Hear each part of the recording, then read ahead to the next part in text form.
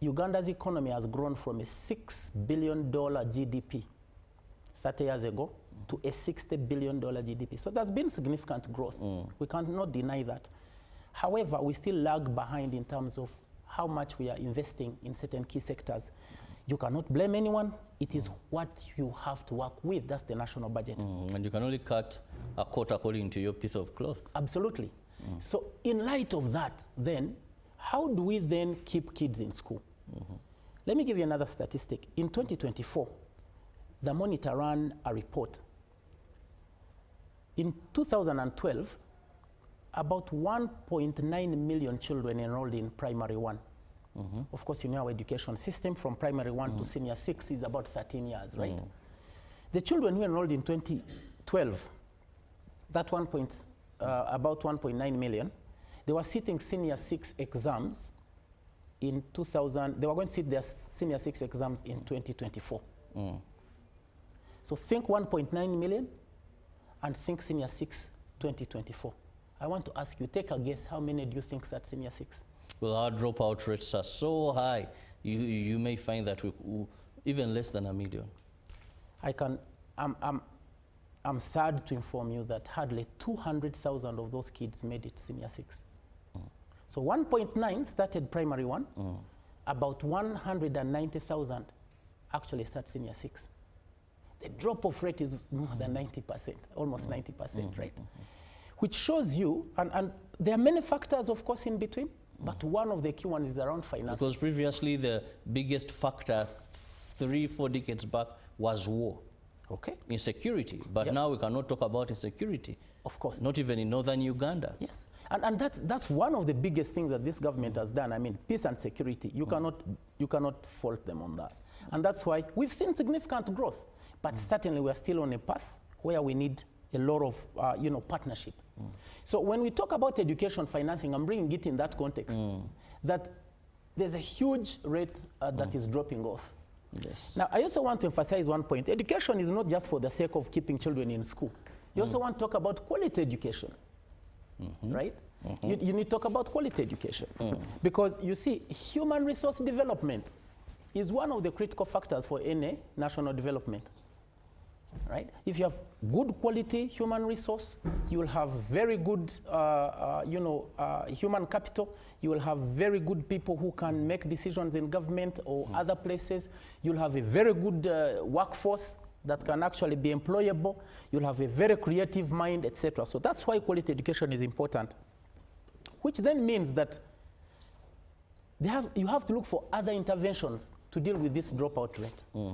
That's how Furaha was envisioned. And when we envisioned Furaha, we were trying to see, how can we add value? How can we just play our small role in, even if we can move that drop off, even if we can improve by another 5 percentage points, I think we'll have done our national duty. Now that brings me to ask, how can Uganda balance limited public resources with the growing demand for quality education? That's a very interesting question. As I was preparing for this show, one of the challenges, of course, that has challenged financing of education, one of them is a high population growth rate.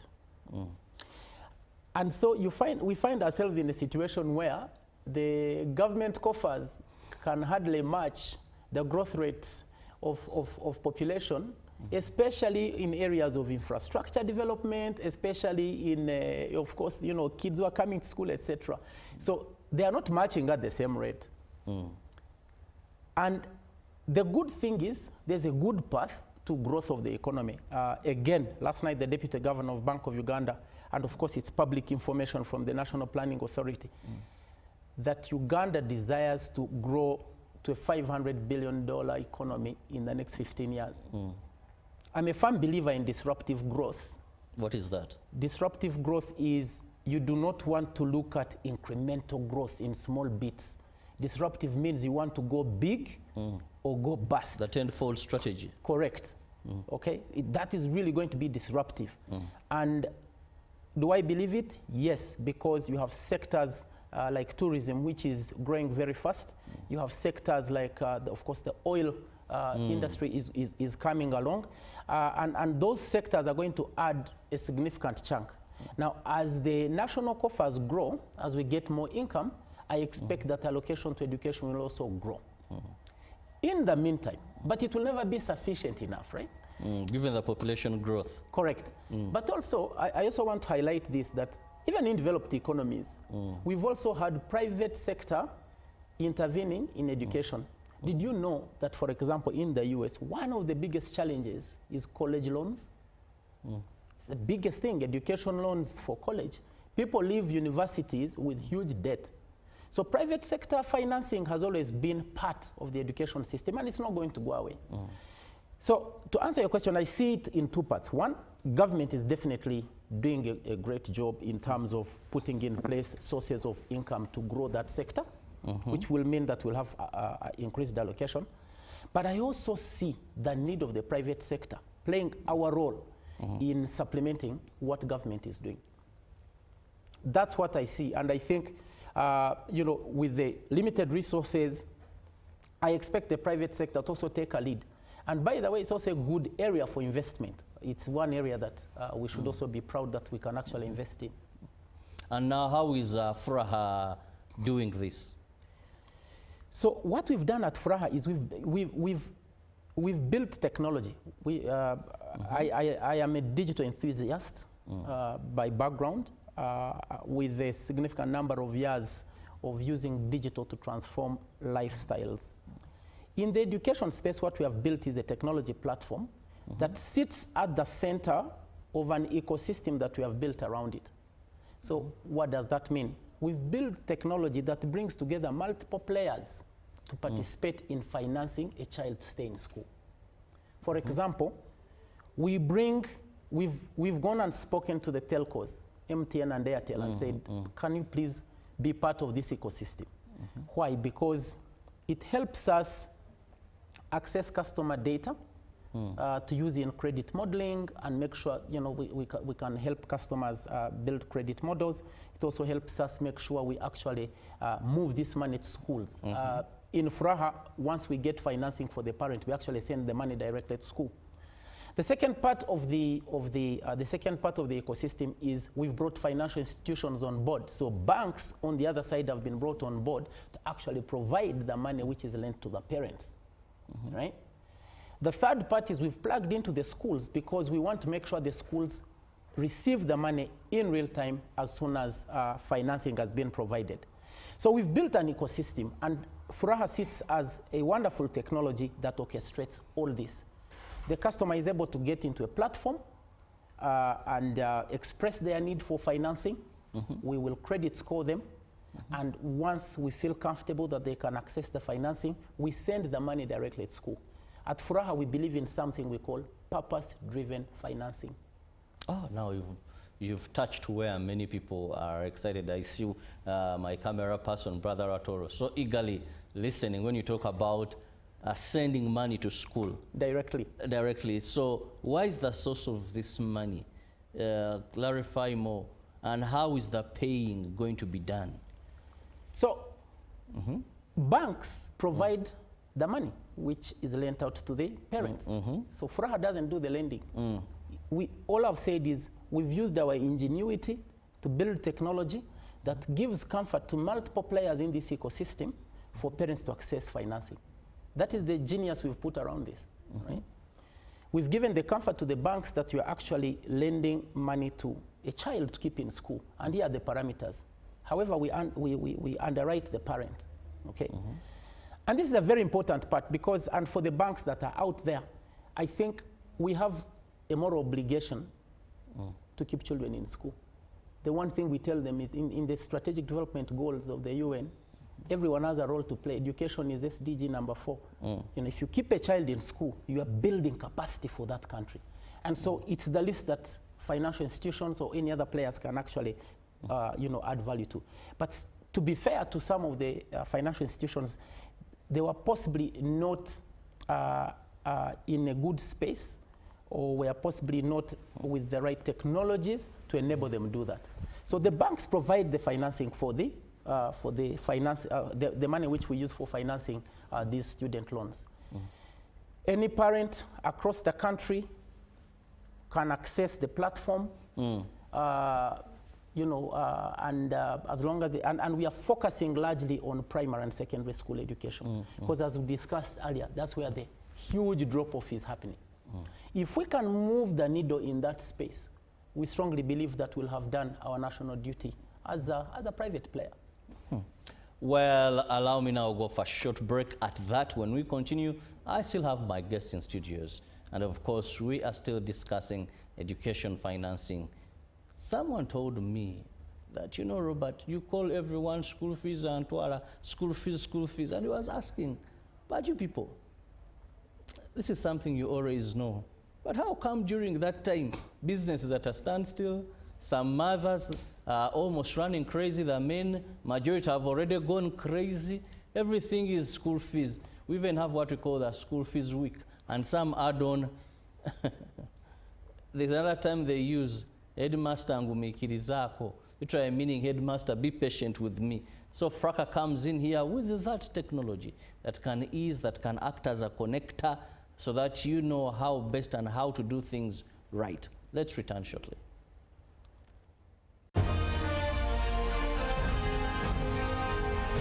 Live from UBC Studios in Kampala, this is Good Morning Uganda Extra. Exercise can't be sustained. Eating can't be stopped. It's even harder to lose weight. Come and give it a try.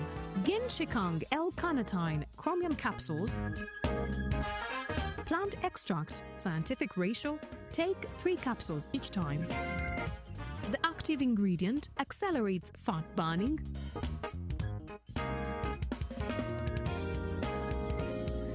eat twice a day, don't take a detour. Weight loss starts now.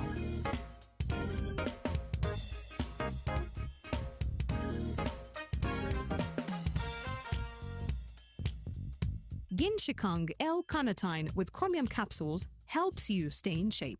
Please follow medical advice when taking this product. For more information, visit our website www.hgo.com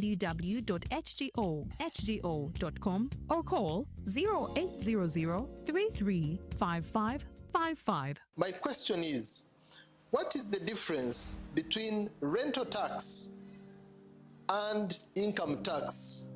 How comes I'm paying both taxes on my own premises?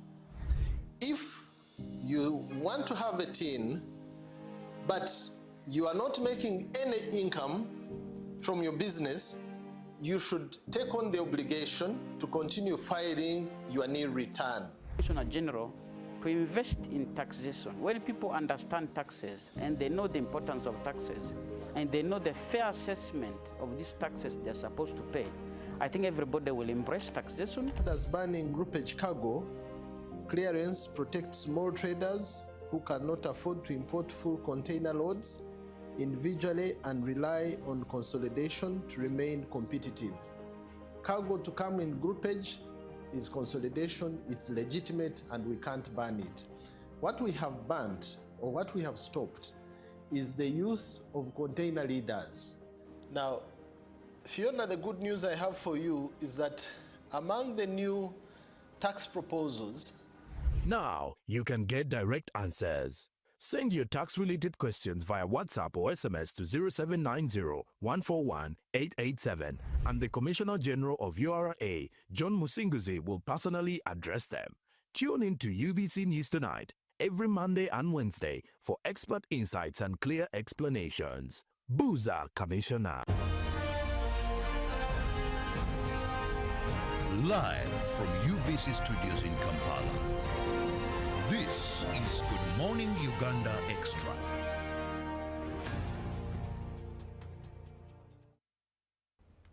Welcome back from that break, and much thanks for being with us on UBC TV. Robert Chirabo Nyonyitono, and I have with me a guest who has come up, his team has developed an app, let me take it that way, an app that is answering to the challenges of many parents as far as education financing. Now, Eustace, what has been your experience so far for the last 1+ years that you've been in existence? What has been your achievements, if also there have been some challenges, outstanding challenges? Thank you for that question. And let me give it a background. And one of the things possibly I didn't mention is that, did you know that only 30% of children, only 30% of the children who are in primary and secondary school can pay the entire school fees on the first day of school? Only 30%. That's a very interesting statistic. In the ecosystem we have built in 2024, and let me give you another statistic. Did you know Ugandans pay more than $1 billion in school fees a year? The ecosystem that we have built, which we participate in, spent over $880 million in 2024 in school fees. But only 30% of that is parents who are able to pay on the first day of the term.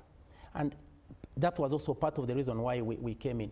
So that comment you made of Headmaster Nguminkirizako is partly what we have decided to solve for.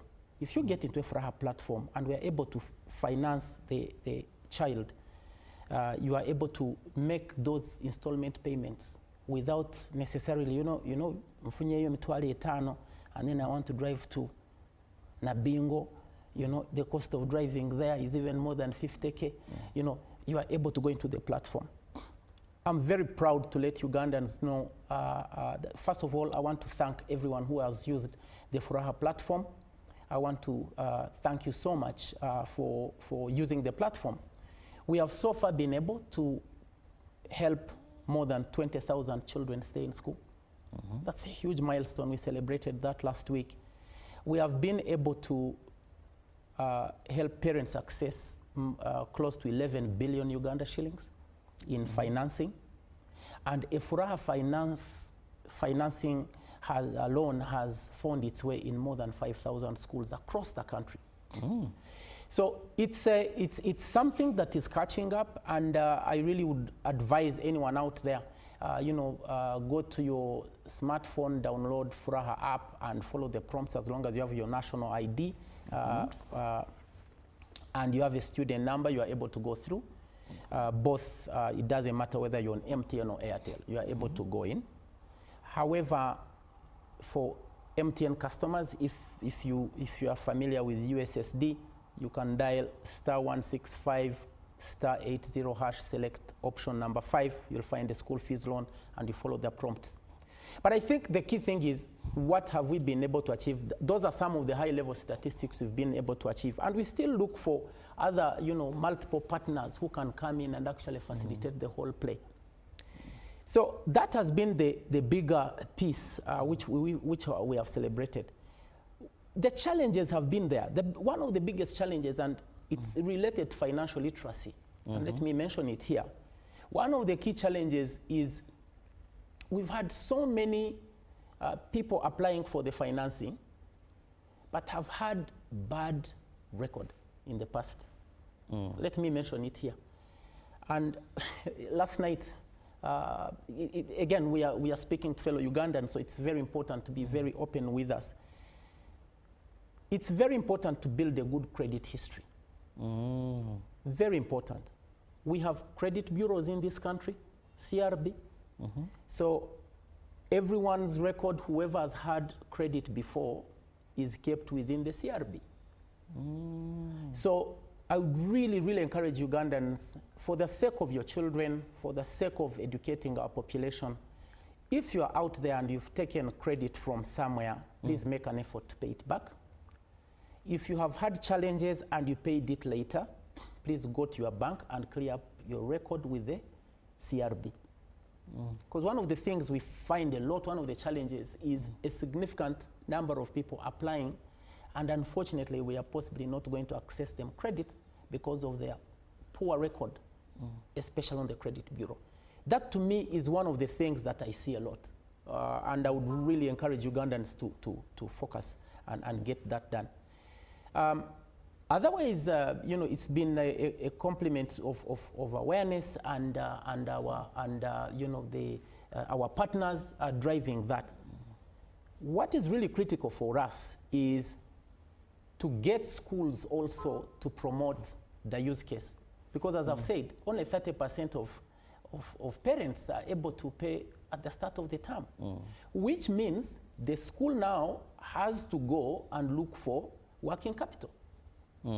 Because children have to eat, scholastic materials have to be bought, teachers have to be paid. So it's very important for schools out there also watching us to be part of the drivers of this cause that FRAHA is trying to do.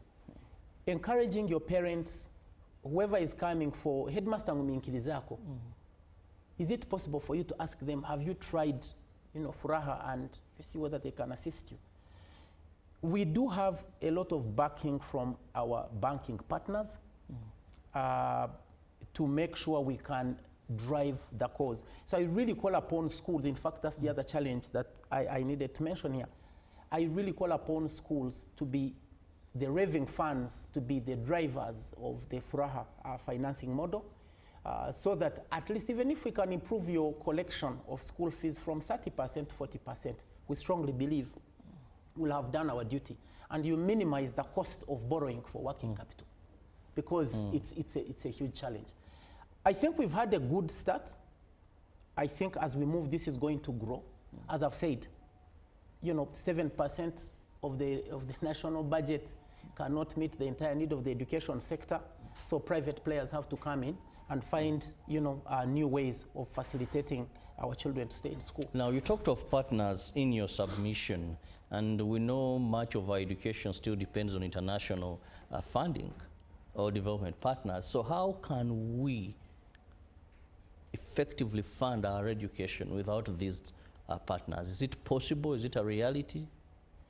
It's very possible, very possible. In fact, if you see the trend of external, you know, donor funding across has been dropping in Uganda. And that's one of the things I like about, really, honestly, about our government, that the government is trying to push for, let us spend according to what we have. We can disagree on some of the principles in terms of the allocation of budget, etc. But we've seen a significant drop in donor funding. And a good education system will thrive if us, as the indigenous people, actually promote it on our own, because that's when we are going to drive our own values, our own motives. I'm sure you've heard in the past where donor funding has been involved, and there were all questions around, are we driving the right morals for our children? And there were issues around, you know, I don't want to go into that debate, but there were all sorts of conversations. And so the answer is yes. Your question should be, how do we do it? I'm a big believer in public-private partnerships. And that's why players like us have come along. This country has enough resources. This country has enough firepower from a private sector side to actually assist in investing in some of these sectors.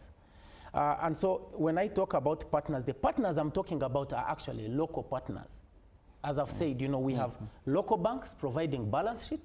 We are not getting this money from anywhere. We do not have some NGO financing.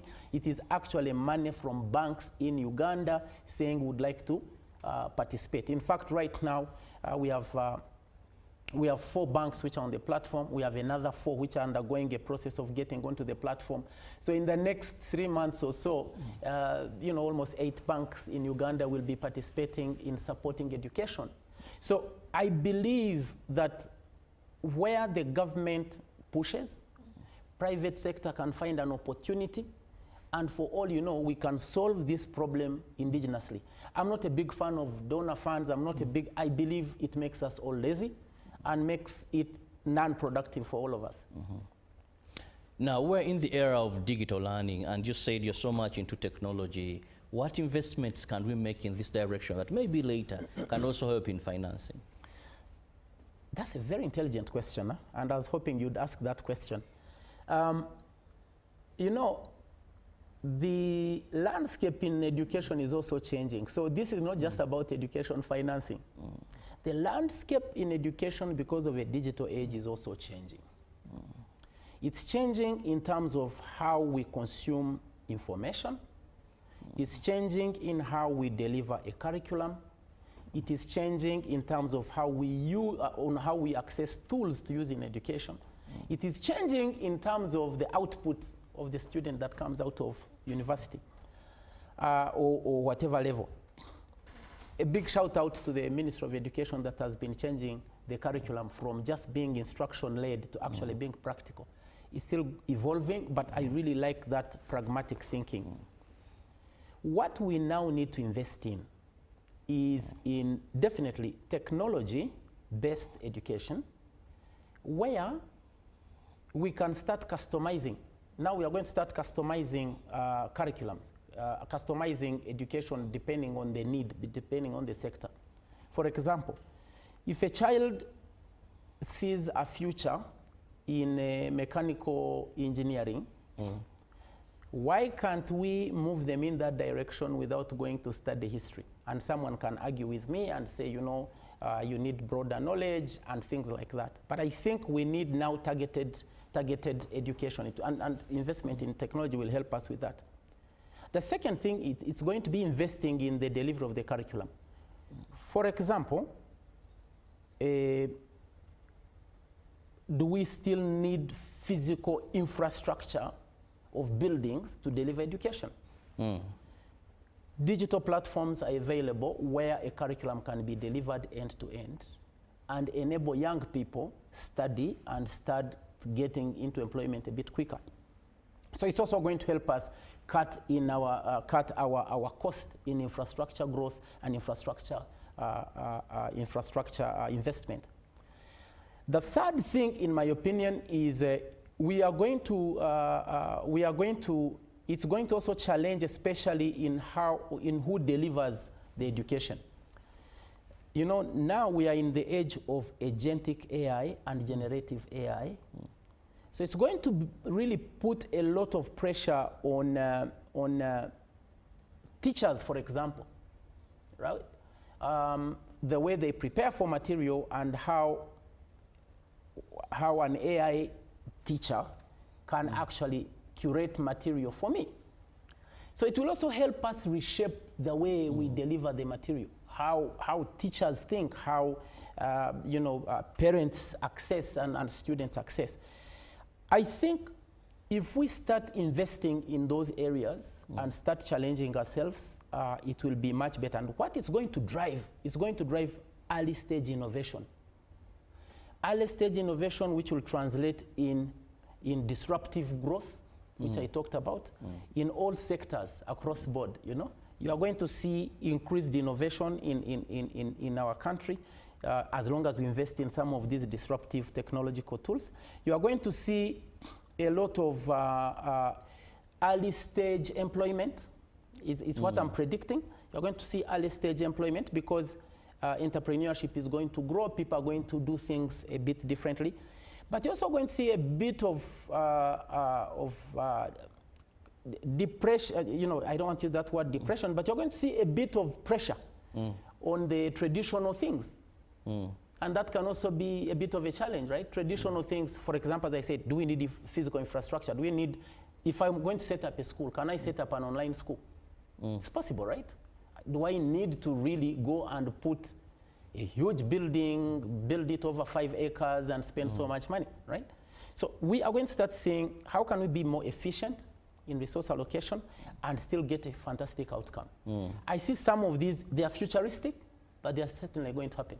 Well, certainly going to happen in the near future. And of course, some have already started happening. Yes. As we speak, we have people who are doing courses, but they have never stepped in any building. Yes. Maybe those just come to do exams, but doing masters, PhD outside Uganda, but in Uganda. Correct. Now, we must leave room for Behind the Headlines. That is one of our flagship shows that we always have every Wednesday, and we have a replay on Thursday. And I'll just have to give my guest a minute for his last remark. First of all, really, thank you for having me here to speak through how we are adding value to the education sector in this country. I would like to call upon Ugandans to embrace the new ways of enabling children stay in school. I think Furaha and our partners, we've built something which parents can definitely rely on and use to reduce that pressure. I hear you when it's school fees time, and we're in a very interesting time. You know, the school term opened on the 10th of February. Senior 1 and Senior 5s are starting school, I believe, around 5th or something of March. The interesting thing, we're also in the season of graduations. We hear you. And I would strongly recommend that if you have a smartphone, download Furaha and get on it. And it doesn't matter which network you use, whether MTN or Airtel. But if you're an MTN user, you can go on *165 *80#, select option 5 and apply. I'm not here to really make an advertisement. I'm here to say we want to make a difference. We want to enable our country build the best human resource capital. We want to see people who are going to, we really want to reduce that drop-off rate. But in the long term, we see a bigger number of entrepreneurs. We see a bigger number of people who want to make a change in our society and transform it and accelerate growth. Technology is enabling us build some of these capabilities and helping create ecosystems that can support in every way possible. So I'm really grateful for those who have come on board. I really want to congratulate the 20,000 kids we've kept in school and your parents, and I hope that in the next couple of months we can touch 100,000 and keep growing. Well, thank you so much, Eustace, for your time, and of course our viewer. Well, this is an opportunity. Try various things, because education is the best gift you can give your child, more so if it is meaningful education. Have the best of your day. It is Behind the Headlines, a recap that is coming on shortly. Good morning. Live from UBC Studios in Kampala, this is Good Morning Uganda Extra.